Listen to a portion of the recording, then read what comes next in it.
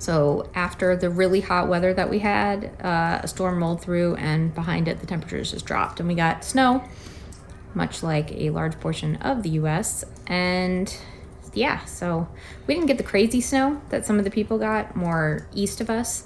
So it was actually just a very nice, pretty snow, but not anything too disruptive. So that was good. So I've been feeling like I should do like a New Year's resolution type video and make goals for the upcoming year. And while I have a lot of goals for our homestead this upcoming year, I haven't like formalized any of them. And the reason why is I just don't feel like it. I still feel like this is a time of just like quiet introspection.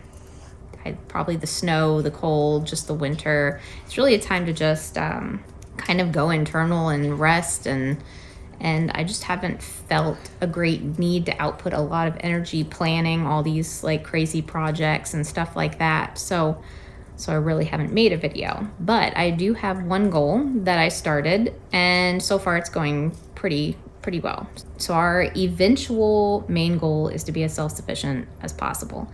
And to tie into that, I felt like a very solid step, which we've kind of been doing, but not to the extent that I want to, is to cook all of our meals here at home. And we don't really go out. There's not anywhere to go around here, so we don't go out to eat, but we were still buying some things that are convenience food type things. I personally would like to cook everything from scratch.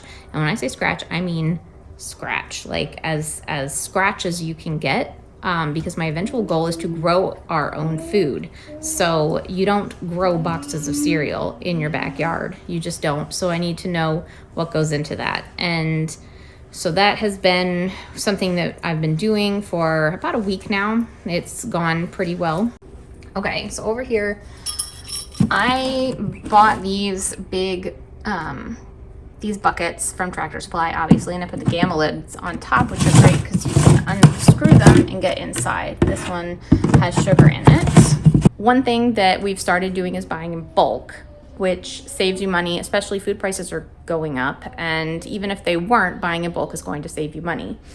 It's also nice to not have to like run out to the supermarket all the time. And when you're cooking from scratch, you just use a lot more of stuff. So I didn't know when I started buying, like, were we going to use 100 pounds of flour, 200 pounds of flour? Would we even use that much flour? I didn't know because I wasn't cooking every single thing from scratch.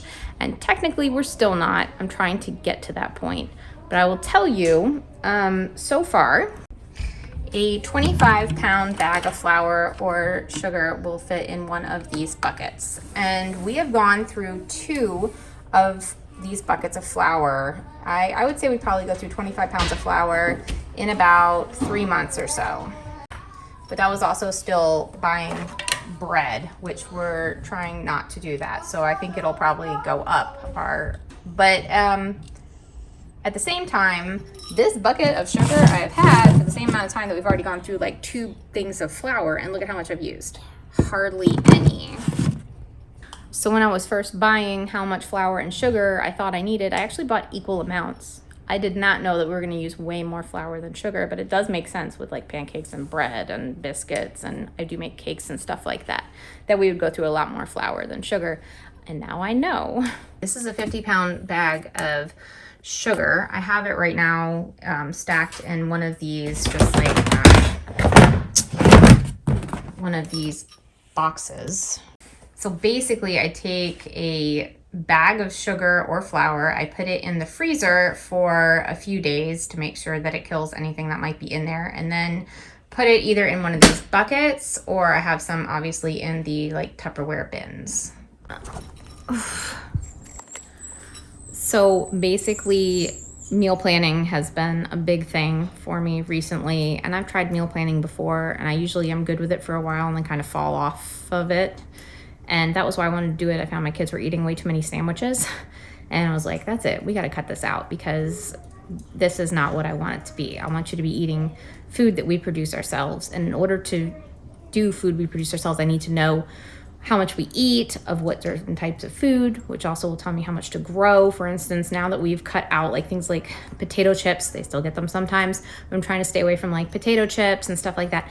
I realize that we eat a ton of potatoes. We really do. They're just so filling and easy. So we eat a lot of potatoes. So I realized I need to plant a lot more potatoes than I thought. So yeah, this is just one of the ways that I'm hoping to come to terms with how much food we eat, what we eat, how much I need to grow, preserve, in order for us to become more self-sustainable. Let me know what goals you have. I'll be sharing more as I feel more led to write things down and actually plan things out, because I have a lot of ideas, but they're just kind of up here still. But what are you doing on your homestead? And even if you don't have a homestead, cooking from scratch, like, will give you a huge leg up if you just start now. Plus it's cheaper and healthier. So that's it for now. I'm gonna enjoy the insideness.